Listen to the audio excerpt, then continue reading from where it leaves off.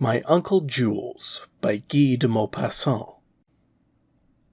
A white-haired old man begged us for alms.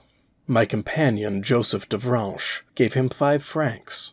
Noticing my surprised look, he said, "That poor unfortunate reminds me of a story which I shall tell you, the memory of which continually pursues me. Here it is. My family, which came originally from Havre, was not rich. We just managed to make both ends meet. My father worked hard, came home late from the office, and earned very little. I had 2 sisters. My mother suffered a good deal from our reduced circumstances, and she often had harsh words for her husband, veiled in sly reproaches. The poor man then made a gesture which used to distress me. He would pass his open hand over his forehead, as if to wipe away perspiration which did not exist, and he would answer nothing. I felt his helpless suffering. We economized on everything, and never would accept an invitation to dinner, so as not to have to return the courtesy. All our provisions were bought at bargain sales. My sisters made their own gowns, and long discussions would arise on the price of a piece of braid worth 15 centimes a yard. Our meals usually consisted of soup and beef, prepared with every kind of sauce. They say it is wholesome and nourishing, but I should have preferred a change. I used to go through terrible scenes on account of lost buttons and torn trousers. Every Sunday, dressed in our best, we would take our walk along the breakwater. My father, in a frock coat, high hat, and kid gloves, would offer his arm to my mother, decked out and beribboned like a ship on holiday. My sisters, who were always ready first, would await the signal for leaving, but at the last minute someone always found a spot on my father's frock coat, and it had to be wiped away quickly with a rag moistened with benzine. My father, in his shirt-sleeves, his silk hat on his head, would await the completion of the operation, while my mother, putting on her spectacles and taking off her gloves in order not to spoil them, would make haste. Then we set out ceremoniously. My sisters marched on ahead arm in arm. They were of marriageable age, and had to be displayed. I walked on the left of my mother, and my father on her right. I remember the pompous air of my poor parents in these Sunday walks, their stern expression, their stiff walk. They moved slowly with a serious expression, their bodies straight, their legs stiff, as if something of extreme importance depended on their appearance. Every Sunday, when the big steamers were returning from unknown and distant countries, my father would invariably utter the same words. "What a surprise it would be if Jules was on that one, eh?" My Uncle Jules, my father's brother, was the only hope of the family, after being its only fear. I had heard about him since childhood, and it seemed to me that I should recognize him immediately, knowing as much about him as I did. I knew every detail of his life up to the day of his departure for America, although this period of his life was spoken of only in hushed tones. It seems that he led a bad life. That is to say, he had squandered a little money, which action in a poor family is one of the greatest crimes. With rich people, a man who amuses himself only sows his wild oats. He is what is generically called a sport. But among needy families, a boy who forces his parents to break into the capital becomes a good-for-nothing, a rascal, a scamp. And this distinction is just, although the action be the same, for consequences alone determine the seriousness of the act. Well, Uncle Jules had visibly diminished the inheritance on which my father had counted, after he had swallowed his own to the last penny. Then, according to the custom of the times, he had been shipped off to America on a freighter going from Havre to New York. Once there, my uncle began to sell something or other, and he soon wrote that he was making a little money, and that he soon hoped to be able to indemnify my father for the harm that he had done him. This letter caused a profound emotion in the family. Jules, who up to that time had not been worth his salt, suddenly became a good man, a kind-hearted fellow, true and honest like all the Devranches. One of the captains told us that he had rented a large shop and was doing an important business. 2 years later, a second letter came, saying, "My dear Philippe, I am writing to tell you not to worry about my health, which is excellent. Business is good. I leave tomorrow for a long trip to South America.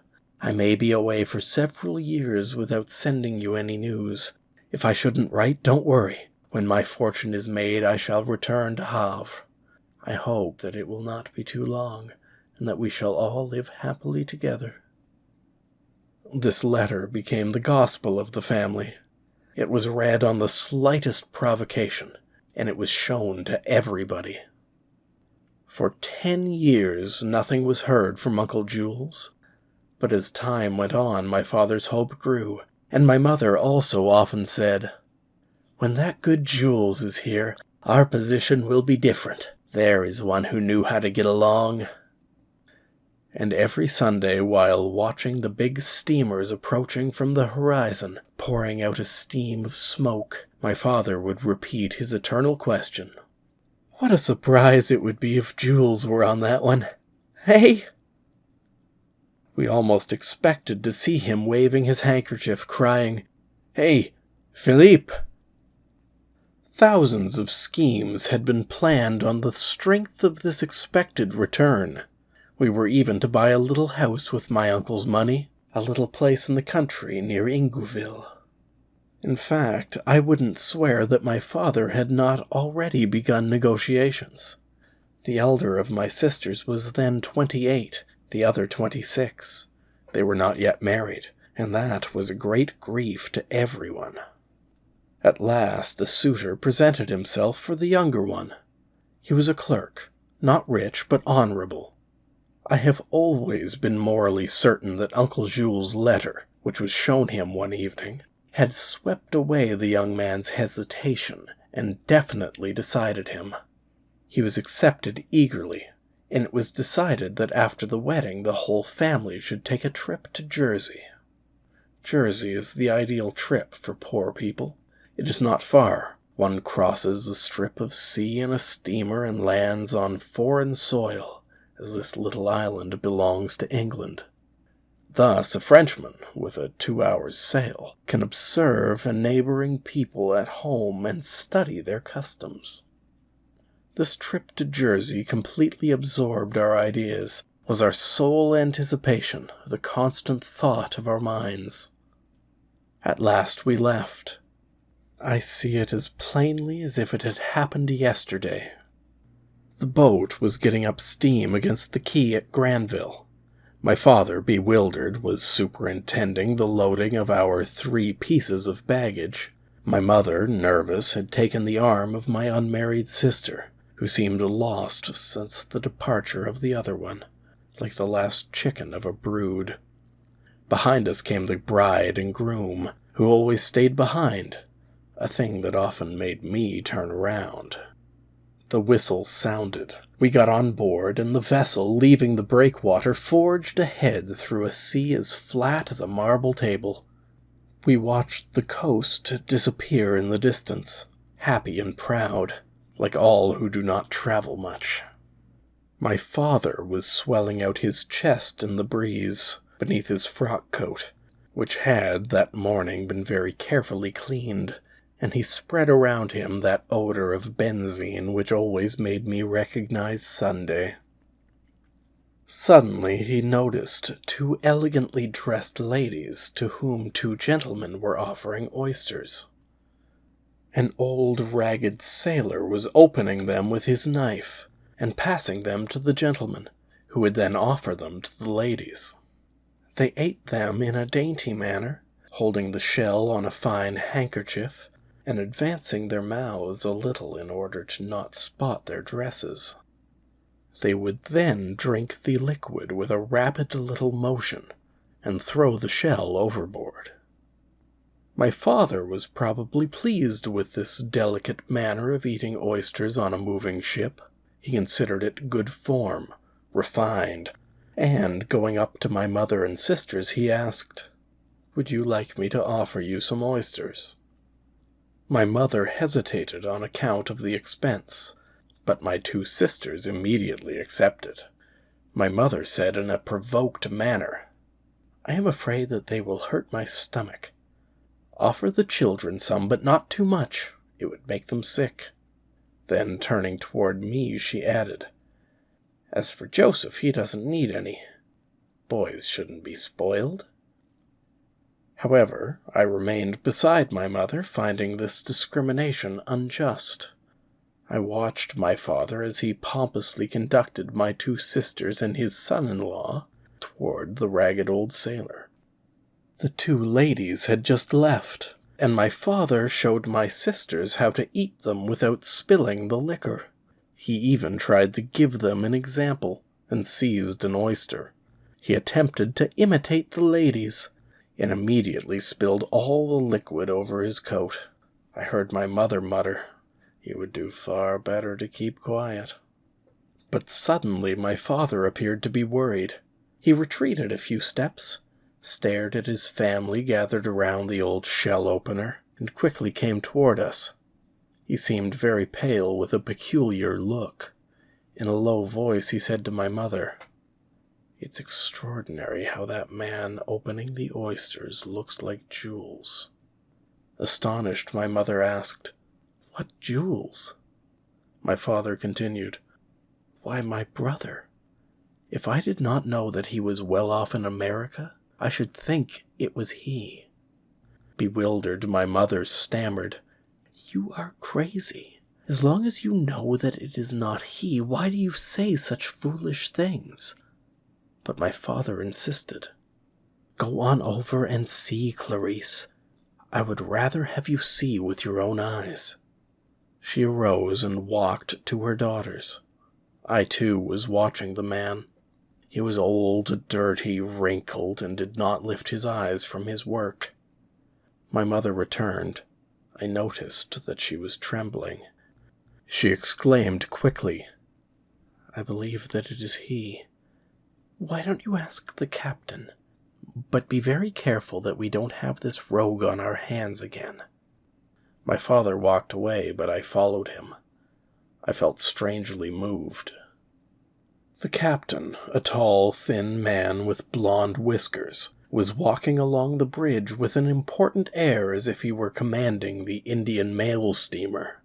My father addressed him ceremoniously and questioned him about his profession, adding many compliments. What might be the importance of Jersey? What did it produce? What was the population, the customs, the nature of the soil, etc., etc.? You have there an old shell opener who seems quite interesting. Do you know anything about him? The captain, whom this conversation began to weary, answered dryly, "He is some old French tramp whom I found last year in America, and I brought him back. It seems that he has some relatives in Havre, but that he doesn't wish to return to them because he owes them money. His name is Jules. Jules d'Armanche or d'Avranche or something like that. It seems that he was once rich over there, but you can see what's left of him now." My father turned ashy pale and muttered, his throat contracted, his eyes haggard, very well, very well. I'm not in the least surprised. Thank you very much, Captain." He went away, and the astonished sailor watched him disappear. He returned to my mother so upset that she said to him, "Sit down, someone will notice that something is the matter." He sank down on a bench and stammered, It's he. Then he asked, "What are we going to do?" She answered quickly, "We must get the children out of the way. Since Joseph knows everything, he can go and get them. We must take good care that our son-in-law doesn't find out." My father seemed absolutely bewildered. He murmured, "What a catastrophe." Suddenly growing furious, my mother exclaimed, I always thought that that thief would never do anything, and that he would drop down on us again, as if one could expect anything from a Davranche." My father passed his hand over his forehead, as he always did when his wife reproached him. She added, "Give Joseph some money so that he can pay for the oysters. All that it needed to cap the climax would be to be recognized by that beggar. That would be very pleasant. Let's get down to the other end of the boat and take care that that man doesn't come near us." They gave me 5 francs and walked away. Astonished, my sisters were awaiting their father. I said that Mamma had felt a sudden attack of seasickness, and I asked the shell opener, "How much do we owe you, monsieur?" I felt like laughing. He was my uncle. He answered, 2 francs 50. I held out my 5 francs, and he returned the change. I looked at his hand. It was a poor, wrinkled sailor's hand, and I looked at his face, an unhappy old face. I said to myself, "That is my uncle, the brother of my father, my uncle." I gave him a 10-cent tip. He thanked me. "God bless you, my young sir." He spoke like a poor man receiving alms. I couldn't help thinking that he must have begged over there. My sisters looked at me, surprised at my generosity. When I returned the 2 francs to my father, my mother asked me in surprise, "Was there 3 francs worth? That's impossible." I answered in a firm voice, "I gave 10 cents as a tip." My mother started, and staring at me, she exclaimed, "You must be crazy. Give 10 cents to that man, to that vagabond." She stopped at a look from my father, who was pointing at his son-in-law. Then everybody was silent. Before us, on the distant horizon, a purple shadow seemed to rise out of the sea. It was Jersey. As we approached the breakwater, a violent desire seized me once more to see my Uncle Jules, to be near him, to say something to him consoling, something tender.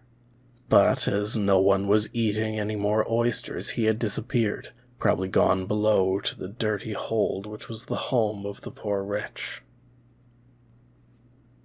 End of My Uncle Jules by Guy de Maupassant.